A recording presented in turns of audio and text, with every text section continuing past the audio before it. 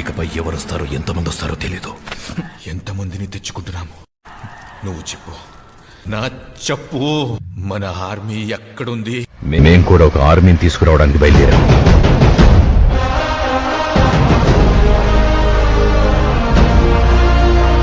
ఒక్క జీప్ తీసుకుని అందులో ఒకే ఒక సీట్ ఖాళీ పెట్టుకుని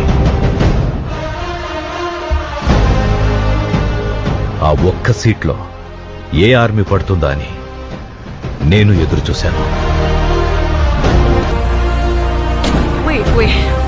వాడు చాలా డబ్బు తీసుకెళ్లాడు కదా. But wasn't that an advance for the gold Inayat Khalil was sending? No. Then what was it for? దేవా,